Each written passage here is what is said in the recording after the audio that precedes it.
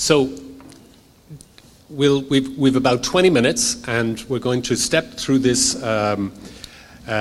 pretty kind of quickly to get some interesting, I hope, insights from the panel, and to really try to have a resonance with our discussions so far today. Unfortunately, I wasn't here yesterday, but with certainly the excitement that I heard from today, and I thought the SME panel earlier on actually sets the stage for what we're going to talk about now. So the question is, I think the vision is clear. We know what we want to achieve here. We want an island, 6.4 million people, exciting ICT infrastructure, exciting ICT companies, all based around the marine opportunity, reaching out across that Atlantic arc, reaching into the heart of Europe. Okay. The question is, and we're at the, again, I noticed particularly Subar talking about not being at the embryonic part, but actually emerging. I think we're actually at the emerging cluster, the emerging innovation cluster right now today. So on the panel, and I'm going to briefly step around, because what we have here is not so much industry. We have really the catalytic element of government, of university, of various sort of groups, both north of the border and south of the border, who can actually impact. And the question we're going to put to ourselves collectively is what are those elements we need to take today? What are those actions we need to take today to create, as we have here, a sustainable centre of excellence in marine ICT? So what I'm going to do is ask for the sort of 60-second introduction from each of our panel members, so coming straight up to you, and I'll certainly start with the ladies. So Fiona, over to you. Professor Fiona Regan. Thank you. Is it on? Thank you, Dan. As an introduction, I am the director of the Marine and Environmental Sensing Technology Hub at Dublin City University. My role is funded through the Marine Institute, and the idea is to build capacity in marine ICT. And I also head up the research end of Smart Bay Ireland, and my role there is to draw in the research community to work with SMEs and multinationals to build projects that will become something much greater, and to look at building opportunities. So that's really where I am. Thank you very much. So Joanne? Hello, I work within the R&D division in Invest.NI. My remit takes me from working with companies that have never done any R&D before. We do that through a team of innovation advisors, right through to those companies that can participate in the framework programme. So we've been working collaboratively with our colleagues in the south and throughout the UK, and further afield as well. I have a member of staff that works for me in the Brussels office as well, and really we're trying to get people to move, as we say, along an innovation escalator. So to take those companies that have never done R&D and work right through generating knowledge, exchanging knowledge, and exploiting knowledge. Yeah, so Dominic. My name is Dominic McLarnon, and I have the Horizon 2020 energy remit. It's a regional contact point network. There's about 7 or 8 of us based at either university, AFBI, and the SME contact through Invest.NI. And our role is to sort of handhold and guide the SME and research sector together, much what Fiona was talking about, and trying to get them engaged and draw down on EU funding, particularly under Horizon 2020. And we have this sort of hand-holding exercise. I've been through the research mill before, from research through industry through commercial spin-out, so that's the sort of ingredients of a project that's going to get you over the line on this Horizon 2020. So, thank you. Hello, my name is Paul Butler, and I work with Enterprise Ireland. The part of Enterprise Ireland I work with is the manufacturing, energy, and commercialisation section. My remit is essentially around the commercialisation of research out of universities, and so what I do is I try to take the good ideas that have been developed within universities and in ITs to a point, and then I try to make them useful to society by trying to match them up with the very people and the and individuals and companies that can bridge that valley of death, as it's often called, and take it there. I also have a remit around the marine side, as well as a couple of other areas, and I look forward to the questions afterwards. Thank you. Good afternoon. I'm Michael Gillooly, or Mick, most people call me, Director of Ocean Science and Information Services in the Marine Institute. My area of responsibility is for, I suppose, operational supports to marine research in Ireland, the research vessel programme, operational oceanography, the technology programme, information services and development, etc. And in the last 3 years, I've assumed the responsibility for the advanced technology programme in the Marine Institute, in which Adele works very ably, and her predecessor Barbara. And I suppose, which might kick off some of the discussion here, my observation in reviewing the 4 years and looking at the space we're in is there's a lot of energy, there's a lot of activity, there's a lot of enthusiasm in the space. And I think one word was being suggested throughout the last 2 days, and that's getting a bit of focus now, the next steps moving forward. I guess this discussion panel will kick that process off, and I'm going to enjoy the next 15 minutes of discussion on that. Okay, thank you very much to the whole panel. So to really kind of just set the stage a little bit, we know about creating innovation networks, innovation clusters. Europe has a very large number of innovation clusters, and they fall into different areas. Sometimes to create an innovation cluster, you need government to step straight in. Clearly you can't do nuclear energy without putting in massive actual capital projects. Sometimes the cluster needs no government action at all, it needs no action, it can form by itself. All clusters tend, in the end, to be industry driven by multinationals, driven by SMEs. So ultimately they become industry driven. But we're here to figure out what are those catalytic elements that we could trigger right now to support that creation of that infrastructure, that sort of future innovation, the marine science and the Marine ICT innovation here on the island of Ireland. So, Mick, to take you up on that very question then, should we prioritise? Should we focus on certain areas, or should we keep it broad? You've put me neatly on the spot. I think it's somewhere in between. I think the industry base in the SmartOcean space is looking for supports, and there are agencies sitting on the dais here who can provide levels of support. We also need feedback from you. So for instance, the questionnaire that Adele has online, the feedback in that process is critical. And I suppose in Ireland we have the Harnessing Our Ocean Wealth, the National Maritime Policy. Part of that involves the creation of a development task force. And one of the mandates and areas of activity for the development task force will be in the Marine ICT SmartOcean space. So the inputs and outputs from these discussions, the key messages from this conference and the feedback via the questionnaire will be critical inputs, in my view, to the work of the task force, which is really just setting out on that path, but has a fairly short timeline in which to deliver some real meaningful outputs. So it's critical that industry tell us what they need. In the case of the Marine Institute and the role we've played in recent years, we've tried to, I suppose, provide some focus for the cluster. And there was some discussion earlier, Cormac referenced various descriptions around cluster and structures that centres around. In the case of SmartOcean, to some extent, it focused a little bit around the Advanced Tech programme and this event as an annual event. But is that enough for industry? What more does industry want? So we really need the feedback from you. I think as someone mentioned earlier, the climate and the atmosphere is there. We've got Horizon 2020. In the south we have various initiatives coming into play and funding initiatives there. We have a lot of collaborative opportunities with our colleagues in the US and Canada.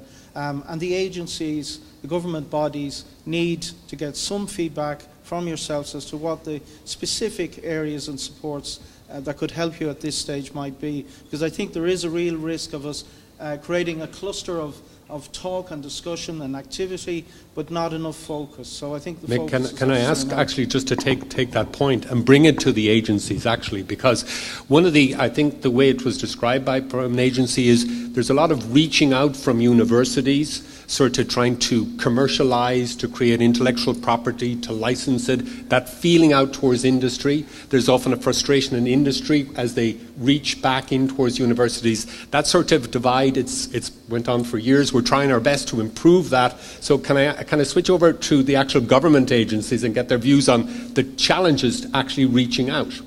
Sorry, Mick, can you pass the microphone?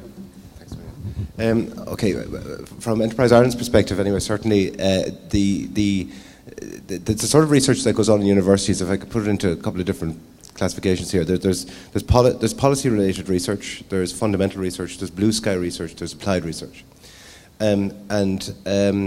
one of the things that we in Enterprise Ireland are always anxious to do is to try and get a little bit more applied research going on in universities.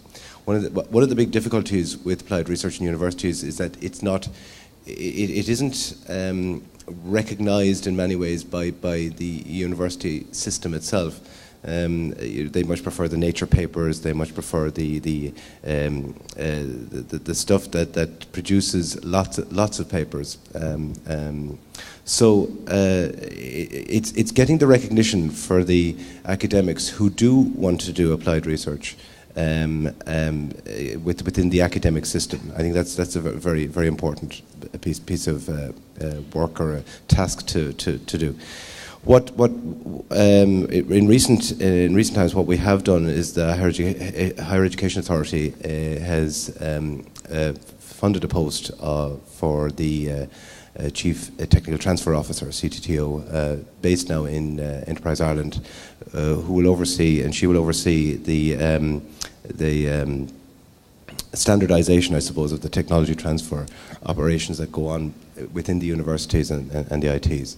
And hopefully we'll see a much smoother way and transition of the technologies into industry. Thanks, Paul. Can we switch north of the border, Dominic or Joanne? Yeah, I mean, I would agree there. I mean, we see in Northern Ireland in particular that through both universities where they've set up their offices of innovation or research and enterprise, that's very helpful for us because then they start to speak the same language as we do and they understand the needs of business. And I think that's the key thing when you're trying to develop the partnerships. And absolutely, there's a role for government in terms of helping to provide some sort of financial support and guidance in that. From our perspective, we and Dominic and myself are members of the Northern Ireland Contact Point Network. And we're very fortunate, I think, because we can connect with the UK National Contact Point Network for Horizon 2020 and the network in the south. But we see it very much as trying to get the university researchers to work with business as well, to help business understand what research excellence really means, but also what impact means. Sorry, Joanne, no, you're not back there. Have we lost her? We don't have a third mic. I'm back. Oh, yeah, you're back. All right. And we then find as well, though, you know, jumping into something like framework takes a lot of preparation. So we have to find other ways to develop the relationships and build up a relationship of trust. And some of the schemes that we have, and they're very similar in the south, are things like proof of concept. So working with the academics to start to think about commercialisation. Then we look at knowledge transfer partnerships, or the Innova programme as well, where we're really getting academics to work in partnership with business, and it's sort of taking on board a graduate, which is quite a big step for some small companies as well. And then we look at our Grant for R&D programme, which we've very attractive rates of support there when collaboration is involved. Can I kind of take the point actually to basically to Fiona, who's actually the academic running a whole group of academics. Do you take this criticism about how tough it is to reach out? The terrible academic, yeah. On my own on the stage. I have kind of a positive point to make in relation to the question and prioritisation, just if I could look at that for now. I think we're a little bit too early to prioritise, but coming out of the conference these 2 days, a couple of priority areas have come out. Aquaculture might be one, you know, that we would look at maybe prioritising, but just be careful not to prioritise. But what would be really useful, and we have a good example of how to engage industry, the National Infrastructure Access Programme, which DCU has administered through Smart Bay. We have engaged more industries in the last 6 months through the Activity 1 and Activity 2 programmes, which is a competitive process. Some of the grants are only €2,000, some of them are €25,000. It's small money, but the industries are coming in at very low risk to themselves. They're engaging with the academic researchers. They're being facilitated by the National Test and Demonstration Infrastructure. I think this is the way to go. I think that we should be funding more infrastructure access programmes. It's small money, but it's having huge impact. Okay. Just a comment on that. The New Horizon model is all about technology readiness levels. Universities need to get to market, and the only way they can get to market is through the SME or the industry contact. So they need SMEs. So I wouldn't worry about SMEs looking to come to university. They're going to come looking for you. This idea of innovation, I think Karen Skinner said something very interesting. She said, ocean technology doesn't mean technology has to get wet, and that's all about innovation, and that's about people. It's not about new products, it's about using existing products in a different way. Who knew that turbine blades were all about developing the substructure and the infrastructure and the pipework and the electricity and the networks, etc. That's innovation, so that's what's going to get over the line in these new projects. So at one level we can see that the world-class research needs to continue deep in academia, but simultaneously this outreach towards industry, people are running on different timelines. Industry runs on very quick cycles, and maybe its thought processes are getting through the next year, the year beyond, the next version of the product. We can take on grand challenges within universities. Where's the world going to in 2050? But here in Ireland, this actually for us is a grand challenge, to create this innovation cluster with the marine as the base. So that we are an island nation, so we've kind of presented it here as an island nation reaching out. But this transatlantic arc into Newfoundland, who've already created their own innovation cluster, albeit maybe in a slightly different aspect of it, and then we've had into Portugal and down to the Canaries. We've actually talked about that transatlantic arc here. So there's a lot of opportunity to really not just. In other words, it's about. It would appear to be about centres of excellence reaching out through networks to other centres of excellence. So it's becoming this centre of excellence. So we'll start to finish off and wrap up and get each of you to kind of give one comment. What do you think is the one most important thing that we can do following this conference that would actually move that centre of excellence, creation of it forward? Who's got the microphone? Who's the unlucky person to have the microphone? I think there are a lot of clusters out there, and there are a lot of people doing the same sort of thing. And SMEs have enough time, or little time in their hands to go to all these events. I think if you're going to create the cluster, then you have to subsume all the other little smaller clusters, because it becomes very confusing for SMEs in particular, because they just don't have the time, resource, or capability. One big cluster is better than 50 little tiny clusters. Okay. Actually, I think that's really true.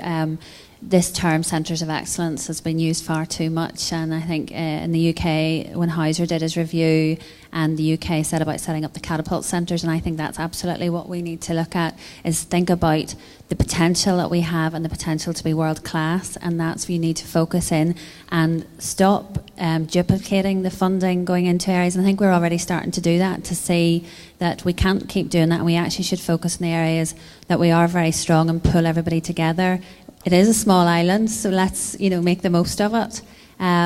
So I would say definitely look at what our strengths are, pull all the resources together, and really put ourselves out there so that we get world-class recognition as well. Fiona? There are lots of things that we could say, but I think something that's imminent is this SFI Centres call, and we have a real opportunity to give industry an engagement chance with academia to really build out what we're talking about, the Centre of Excellence. So there's something imminent, and it's something that we're going to work on from today, and hopefully industry will engage with that. Okay, Paul? I'd like to pick up there a little bit on the world class thing. One of the things that I think is very important, and we mustn't lose sight, I suppose, of of what's happening on the energy side of things is that the world has reached peak oil and a peak in relation to fossil fuels. And as a consequence of that, there's a massive challenge upon us to try and fill the gap with alternative energy systems, and wave energy, tidal energy, all of their parts to play in that. So what I would like to see is a lot more of not just not world class so much, but world integrated, where centres are integrated and working clearly and positively with other parts of the world.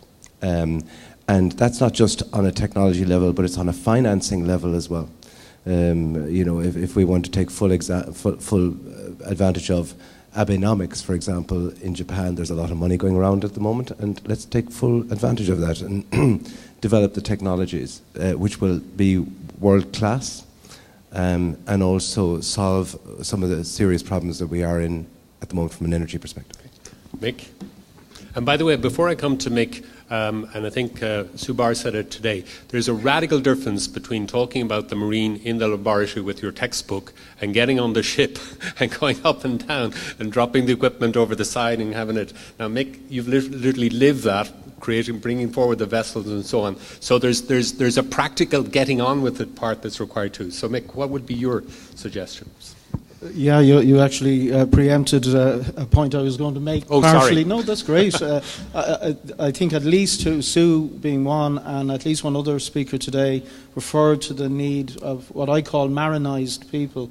We have brilliant graduates coming out, and there is a demand out there for these type of people with that kind of experience. Now, for government agencies and bodies, for the policy drivers, creation of jobs and employment is a real deliverable. The Earth and Ocean Centres proposal could contribute to that in the south. The integration of clusters, I very much agree, into a more coordinated system would also assist that. But we should look at the training options also going forward. We're always looking in the marine operations area. Our colleagues in the hydrocarbon area are looking for people to go to sea, engineers and others, and they just can't get them. And that is a niche, as I think Cormac identified, that we should also be targeting, because there's real payback to the economy, and it also increases capacity in various areas. Thank you very much, Mick. So I think from a panel point of view, clearly we're all collectively part of the SmartOcean Innovation Cluster. We all have a collective vision, we have our individual vision. Hopefully we're all more magnetized in the same general direction to really build it, and this really is the fourth year, and it is building. I have to admit that at one of the first ones we had quite a few of the SMEs there, and at maybe the second or third one, those SMEs, some of them were too busy to come because of some of the activities that they were involved in. So it is actually a building cluster, and that wasn't an excuse, that was reality, because they're actually here this year, not that they're not busy, but it's coming around. So we can build it. So to build that cluster we need people of vision and people of passion, and with that, I'm going to hand over to Peter to conclude. A man of vision.